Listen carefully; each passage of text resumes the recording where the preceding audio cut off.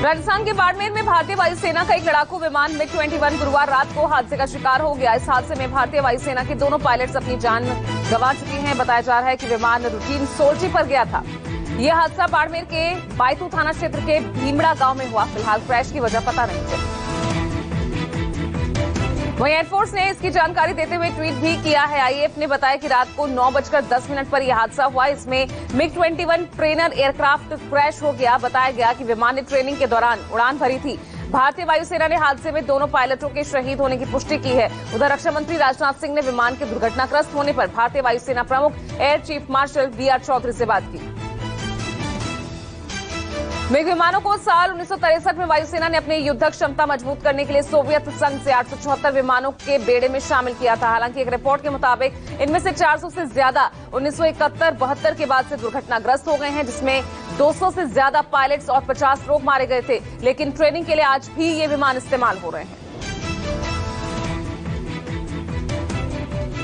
Assam police ने आतंकी module का भांडाफोड़ करते हुए 11 लोगों को गिरफ्तार किया, जिसमें असम के मोरीगांव जिले में अलकायदा का लिंकमैन भी शामिल है। मुफ्ती मुस्तफा के रूप में पहचाने गए आरोपी को मोरीगांव जिले के मोइराबारी गांव से गिरफ्तार किया। ये कथित तौर पर कट्टरपंथी समूहों से फंडेड एक मदरसा चला रहा था। पीएम मोदी तमिलनाडु के दौरे पर हैं। पीएम आज चेन्नई के प्रसिद्ध अन्ना विश्वविद्यालय के 42वें दीक्षांत समारोह में भाग लेंगे। कार्यक्रम के दौरान वो 69 स्वर्ण पदक विजेताओं को स्वर्ण पदक और प्रमाण पत्र प्रदान करेंगे। यहां कार्यक्रम खत्म होने के बाद पीएम गुजरात जाएंगे, जहां वो गिफ्ट सिटी गांधीनगर पहुंचेंगे। यहां वो शाम करीब 4 बजे कई परियोजनाओं का शुभारंभ करेंगे और आधारशिला रखेंगे। पीएम मोदी आज गुजरात में गांधीनगर की गिफ्ट सिटी में देश के पहले अंतर्राष्ट्रीय बुलियन एक्सचेंज का शुभारंभ करेंगे। पीएम इस दौरान अंतर्राष्ट्रीय वित्तीय सेवा केंद्र प्राधिकरण के मुख्यालय भवन की आधारशिला भी रखेंगे। IFSC प्राधिकरण के एक बयान में कहा गया है कि एक्सचेंज भारत में सोने के वित्तीयकरण को बढ़ावा देगा।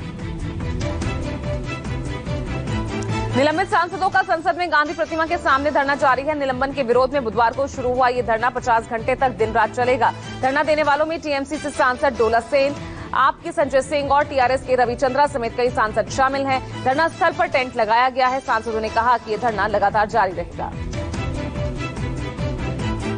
राष्ट्रीय शिक्षा नीति के 2 साल पूरे होने पर केंद्रीय गृह मंत्री अमित शाह कुछ नई पॉलिसी की शुरुआत करेंगे। गृह मंत्री शिक्षा और कौशल विकास के क्षेत्र में आज कई पहल शुरू करेंगे।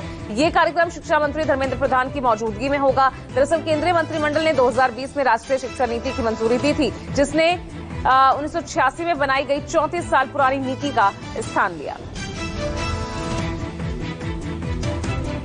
प्लेसेस ऑफ वर्शिप एक्ट को चुनौती देने वाली याचिकाओं पर आज सुप्रीम कोर्ट में सुनवाई हो सकती है। जस्टिस चंद्रचूड़ की बेंच के सामने कुल 6 याचिकाएं सुनवाई के लिए लिस्टेड है। गौरतलब है कि प्लेसेस ऑफ वर्शिप एक्ट की धारा 2, 3 और 4 की संवैधानिक वैधता को चुनौती देते हुए कहा गया कि ये धर्मनिरपेक्षता के सिद्धांतों का उल्लंघन करती है।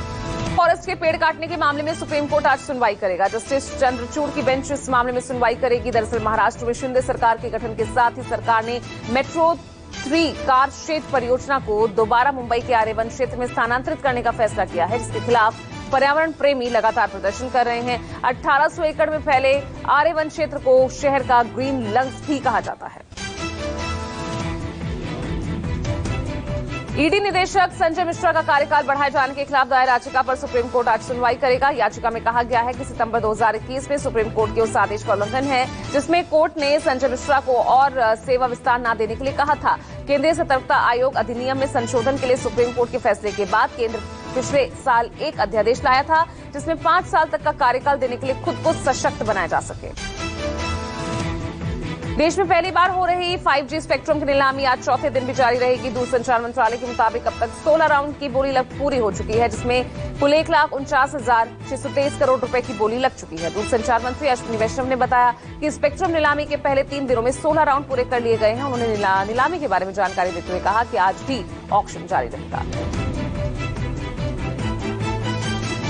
दिल्ली सरकार के स्कूलों में पिछले 15 दिनों से चल रहे हैप्पीनेस उत्सव का समापन समारोह है। ये कार्यक्रम दिल्ली के त्यागराज स्टेडियम में हो रहा है, जिसमें सीएम अरविंद केजरीवाल और डिप्टी सीएम मनीष सिसोदिया शिरकत करेंगे। साथ ही मोटिवेशनल स्पीकर सिस्टर शिवानी भी इस कार्यक्रम का हिस्सा होंगी। ये कार्यक्रम सुबह 10:30 बजे से दोपहर 1 बजे तक चलेगा। धर्मनगरी चित्रकूट में बीजेपी 3 दिवसीय प्रदेश स्तरीय प्रशिक्षण वर्ग शिविर का आयोजन करने जा रही है, जो आज से 31 जुलाई तक चलेगा। पार्टी के सभी प्रमुख पदाधिकारी शामिल होंगे। साथ ही अगले चुनावों में जीत के लिए रणनीति भी बनाई जाएगी। विधानसभा चुनावों में जीत दर्ज करने के बाद माना जा रहा है कि बीजेपी ने 2024 के लोकसभा चुनाव की तैयारी शुरू कर दी है। उत्तर प्रदेश के मुख्यमंत्री योगी आदित्यनाथ गोरखपुर में आज अंतर्राष्ट्रीय बाघ दिवस समारोह का शुभारंभ करेंगे। इस कार्यक्रम में बाघ संरक्षण के लिए देश भर के विशेषज्ञ जुटेंगे और अंतर सीमा सहयोग विषय पर विस्तार से चर्चा करेंगे। इस कार्यक्रम में फिल्म अभिनेता रणदीप हुड्डा, वन एवं जलवायु परिवर्तन राज्य मंत्री समेत कई मंत्री और सांसद विधायक शामिल रहेंगे। मध्य प्रदेश के मुख्यमंत्री शिवराज सिंह चौहान आज शाम 4 बजे फाइनेंशियल इंक्लूजन इंडेक्स रिपोर्ट का विमोचन करेंगे। इस दौरान रिजर्व बैंक ऑफ इंडिया के डिप्टी गवर्नर भी मौजूद रहेंगे। ये इंडेक्स रिपोर्ट अटल बिहारी वाजपेयी सुशासन एवं नीति विश्लेषण संस्थान ने तैयार की है। रिपोर्ट के विमोचन के बाद सेमिनार का भी आयोजन होगा। आगाज हो चुका है।